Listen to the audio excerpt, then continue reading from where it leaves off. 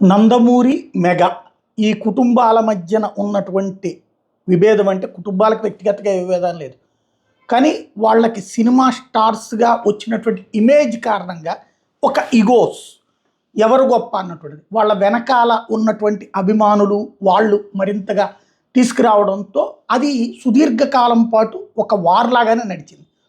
నందమూరి వాళ్ళ సినిమాలకి negative comments వీళ్ళు చేస్తే మెగా వాళ్ళ సినిమాలకి నెగిటివ్ కామెంట్స్ వీళ్ళు చేసుకురావడం ఇది గ్రౌండ్ లెవెల్లో జరిగిపోయేది. బట్ హీరోలందరూ బాగానే ఉంటారు అన్నటువంటిది అందరూ అనుకుంటుండేది.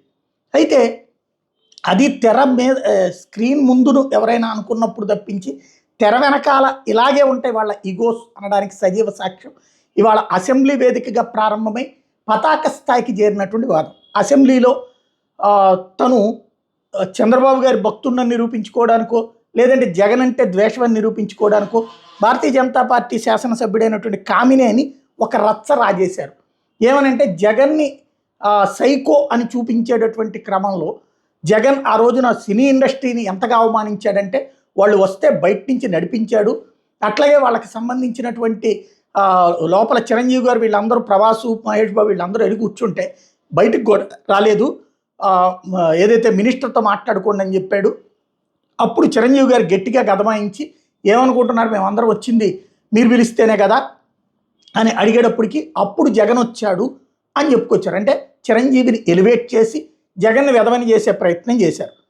అయితే అది వాస్తవంగా ఇప్పుడు వీళ్ళందరూ కలిసే ఉన్నారు. మెగా, నందమూరి కుటుంబాలంతా కూడా ఇప్పుడు ఆ హీరోలు ఒకే కూటమిలో ఉన్నారు. అటు బాలయ్య, నందమూరి బాలయ్య వచ్చేటప్పటికినేమో తెలుగుదేశం, ఇటు పవన్ కళ్యాణ్ వచ్చేటప్పటికినేమో జనసేన, వీళ్ళందరూ కలిసి కూటమిగా ఉన్నారు. కాబట్టి అక్కడ సైలెంట్ అయిపోతున్నాయి. ఇక దాంతో అనుకున్నారు. అయితే అకస్మాత్తుగా లేచినటువంటి బాలయ్య కామినేని మందలించారు పరోక్షంగా. ఎవరు చెప్పారు అక్కడ జగన్ని గట్టిగా గదమాయించారని? జగన్ ఎవరు గదమాయించలేదు, జగన్ ఎవరు నెల్లలేదు, ఆ సైకో గాడిని కలిసేందుకు సైకో గాడు అంటూ తీవ్రమైనటువంటి వ్యాఖ్య. మామూలుగా అసెంబ్లీలో అయితే తప్పు, దానికి సారీ చెప్పాలి, లేదా దాన్ని ఏమంటారు ప్రతిపక్షం ఉంటే కనుక ధర్నాలు ఆందోళనలు జరిగేది. ఇంకోటి ఆ రికార్డుల నుంచి తొలగించాలి. అటు రికార్డుల నుంచి తొలగిస్తామని కానీ ఆ పదం తప్పని కానీ సభాపతి స్థానంలో ఉన్నటువంటి డిప్యూటీ స్పీకర్ కూడా ప్రకటించలేదు. ఆ ఫ్లో అలాగే కొనసాగింది. ఆ ఫ్లో కొనసాగింపులో భాగంగా బాలయ్య చెప్పుకొచ్చినటువంటిది ఏంటంటే ఏమీ అట్లాంటిదే ఒత్తిడి ఏం చేయలేదు అన్నటువంటిది మీరు చెప్తుంది అబద్ధం అన్నారు.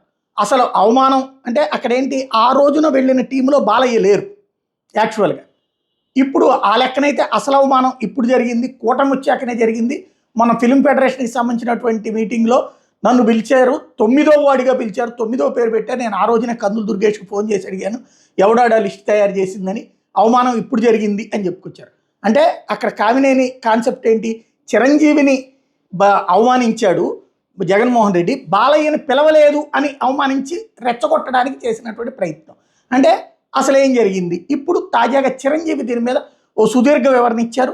నేను అమెరికాలో ఉన్నాను కాబట్టి ప్రత్యక్షంగా చెప్పలేకపోతున్నానంటూ ఒక క్లియర్ కట్ లెటర్ని రిలీజ్ చేశారు. అందులో సినిమాకి సంబంధించినటువంటి నిర్మాతలు వీళ్ళందరూ కూడా నన్ను అభ్యర్థించారు టికెట్ల రేట్లకు సంబంధించినటువంటి విషయంలో మాట్లాడమని చెప్పి.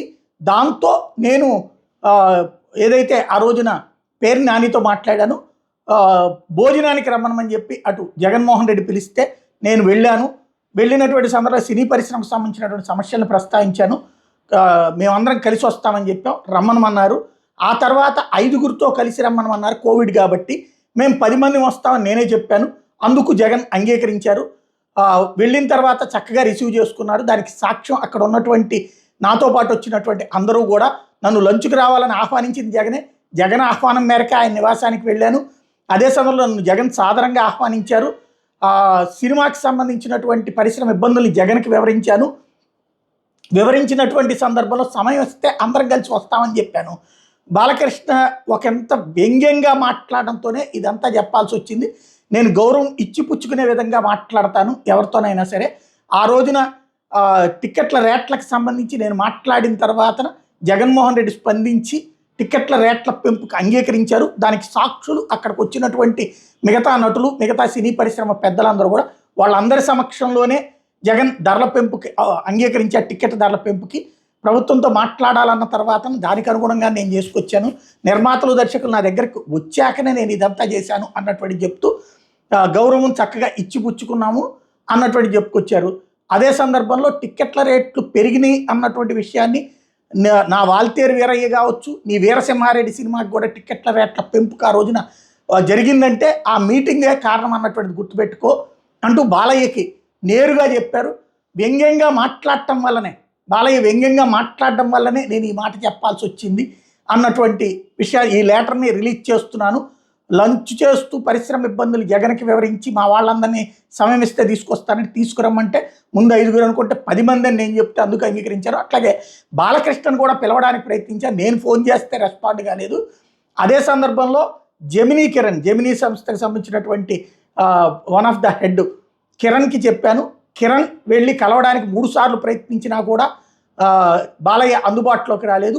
ఆ తర్వాతన నేను మిగతా బృందాన్ని తీసుకుని వెళ్ళాను. అంటే ఆ రోజున బాలయ్య ఆ టీంలో లేకపోవడానికి కారణం ఇది అన్నటువంటిది చెప్తూ ఇక్కడ వ్యంగ్యంగా మాట్లాడడం వల్లే, బాలయ్య వ్యంగ్యంగా మాట్లాడటం వల్లనే నేను ఇది చెప్పాను. నారాయణమూర్తితో సహా కొందరు జగన్ని కలిసామని చెప్పారు. ఇందాకనే మనం నాని గారి ఇంటర్వ్యూ కూడా చూసాం, పేరు నాని గారిది. దీని మీదనే ఆయన చెప్పుకొచ్చింది. ఆ రోజున ప్రభుత్వం తరపున ఆలీ కావచ్చు, ఆర్ నారాయణమూర్తి కావచ్చు, తర్వాతన ఎవరైతే ముగ్గురిని మొత్తంగా ఆర్ నారాయణమూర్తి, ఆలీతో పాటుగా మరొక నటుడిని కూడా ఇటుపక్క నుంచి ఆహ్వానించారు, ప్రభుత్వం వైపు నుంచి దాంట్లో ఆహ్వానించారు అన్నటువంటిది కూడా చెప్పుకొచ్చి చూసాం. ఓవరాల్గా వీళ్ళందరూ వచ్చారు కానీ బాలయ్య రాకపోవడానికి కారణం బాలయ్యకి ఫోన్ చేసినా స్పందించలేదు.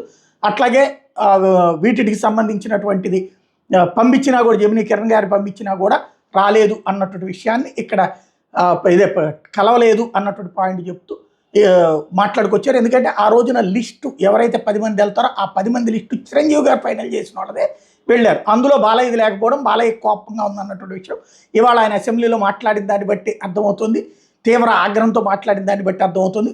ఓవరాల్గా బాలకృష్ణ ఒక వ్యంగ్యంగా మాట్లాడడంలో టీవీలో చూసి నా పేరు ప్రస్తావనకు వచ్చింది కాబట్టి వివరణ ఇస్తున్నా అన్నటువంటి విషయం చెప్పుకొచ్చారు. ఓ పక్కన పవన్ కళ్యాణ్ డిప్యూటీ సీఎంగా ఉన్నారు. అదే దీంట్లో వాళ్ళ అన్నయ్య విషయంలో ఇప్పుడు ఏమైనా మాట్లాడతారా ఏంటి అన్నది ఇక చూడాల్సి ఉంది.